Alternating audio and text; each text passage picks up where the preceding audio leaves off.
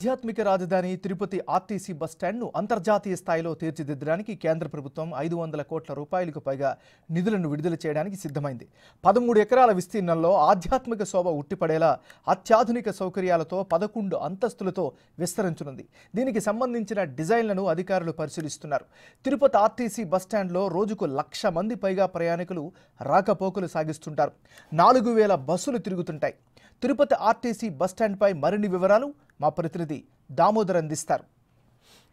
రోజుకు 1,70,000 మంది ప్రయాణికులు, 4,000 బస్సులు వచ్చే ఆర్టీసీ బస్టాప్ ఏదైనా ఉందంటే అది తిరుపతి మాత్రమే అని చెప్పవచ్చు. ఆధ్యాత్మిక రాజధాని తిరుపతికి లక్షలాది మంది భక్తులు ప్రతిరోజు వస్తుంటారు. ముఖ్యంగా ఇటు ఎక్కువగా ఆర్టీసీ మీదనే భక్తులు ఆధారపడుతున్న పరిస్థితి. ఏకంగా లక్ష నుంచి 1,50,000, 1,70,000 మంది భక్తులు కూడా రీచ్ అవుతారు. ప్రతిరోజు 4,000 బస్సులు అంటే 4,000 ట్రిప్పులు ఇక్కడ నుంచి బస్సులు వెళ్ళడం కానీ రావడం కానీ చేస్తుంటాయి. మొత్తం మీద అతి పెద్ద ఆర్టీసీ బస్టాండ్ ఏదంటే, రాకపోకలు సాగించే బస్టాండ్ ఏదంటే తిరుపతి బస్టాండ్ అని చెప్పవచ్చు. ప్రతిరోజు 1,00,000 మందికి పైగా భక్తులు అటు రైలు ద్వారా బస్సుల ద్వారా స్వామివారి దర్శనానికి వస్తుంటారు. సుమారు 80,000 నుంచి 90,000 మంది స్వామివారిని దర్శించుకుంటున్న నేపథ్యంలో వచ్చేవారు పోయేవారు ఎక్కువగా ఆర్టీసీ బస్సుల మీదనే ఆధారపడతారు.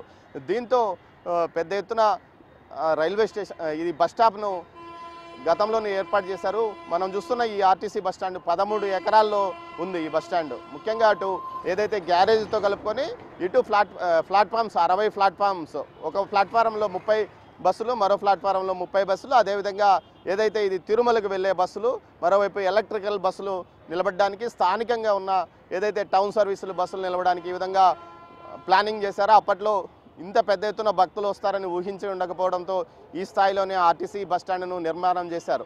అయితే తాజాగా ఏదైతే ఈ ఆర్టీసీ బస్టాండ్ను పూర్తి స్థాయిలో పునర్నిర్మించడానికి కేంద్ర ప్రభుత్వం నిర్ణయించుకుంది. ఇందులో భాగంగా 500 కోట్ల రూపాయలతో అత్యాధునిక అంగులతో వరల్డ్ క్లాస్ అంతర్జాతీయ స్థాయిలో ఆ తిరుపతి ఆర్టీసీ బస్టాండ్ను నిర్మించడానికి ఏర్పాట్లు చేసింది. 2014-19 మధ్య కాలంలోనే తిరుపతి ఆర్టీసీ బస్టాండ్ను అభివృద్ధి చేయడానికి ప్రణాళికలు గతంలో టీడీపీ ప్రభుత్వమే రూపొందించింది. ఆ తర్వాత పూర్తి స్థాయిలో ప్రణాళికలు సిద్ధమయ్యారు. ఎన్నికలు రావడం, ప్రభుత్వం మారడం తర్వాత అది మూలన పడింది.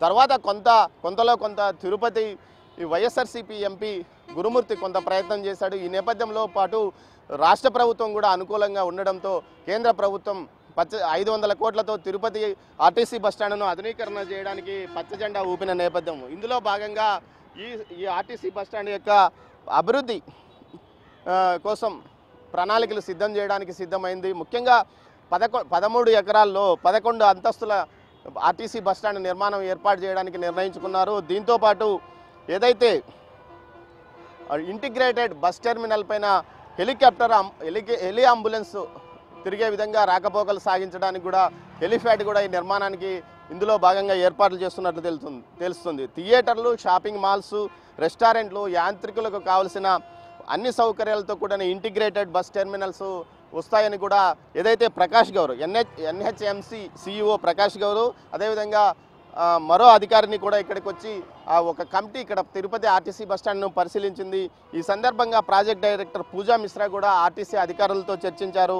కేంద్రము డిపిఆర్తో పాటు డిజైన్స్ సిద్ధం చేయగా సీఎం ఆమోదం, ఏదైతే ఏపీ సీఎం చంద్రబాబు నాయుడు ఆమోదం తెలిపితే తొందరలోనే 11 అంతస్తుల బస్టాండ్ నిర్మాణాన్ని కేంద్రం ప్రారంభించనున్నది. 500 కోట్ల రూపాయల వ్యయంతో నిర్మించనున్న ఈ ఆర్టీసీ బస్టాండ్లో ఎక్కువగా ఈసారి ఈవీ బస్సులు, ఎలక్ట్రికల్ బస్సులు వెళ్ళడానికి వీలుగా సిద్ధం చేస్తున్నట్లు తెలుస్తుంది. ముఖ్యంగా 21 ఛార్జింగ్ పాయింట్లను ఇక్కడే ఈవీ బస్సులకు ఏర్పాటు చేయడానికి కూడా సిద్ధం చేసింది. ప్రస్తుతం మనం ఇక్కడ చూడవచ్చు ఒక 5 ఈవీ పాయింట్స్, 5 నుంచి 8 ఈవీ పాయింట్స్ మాత్రం ఉన్నాయి ఎలక్ట్రికల్ బస్సులు. అంటే ఏదైతే తిరుపతి నుంచి అటు మదనపల్లి, తిరుపతి నుంచి కడప, తిరుపతి నుంచి నెల్లూరు ఈ ప్రాంతాలకి ప్రస్తుతం ఒక 50 ఈవీ బస్సులు నడుస్తున్నాయి. అందుకోసం ఇక్కడ ఒక 8 ఈవీ ఛార్జింగ్ స్టేషన్లను కూడా ఏర్పాటు చేశారు. అలాంటివి 21 ఈవీ ఛార్జింగ్ స్టేషన్లను ఏర్పాటు చేయడానికి కూడా ప్రణాళిక సిద్ధం చేశారు. దీంతోపాటు ఏదైతే తిరుపతి బస్టాండ్ నుంచి రైల్వే స్టేషన్కు ఒక 800 మీటర్ల దూరం ఉంటుంది.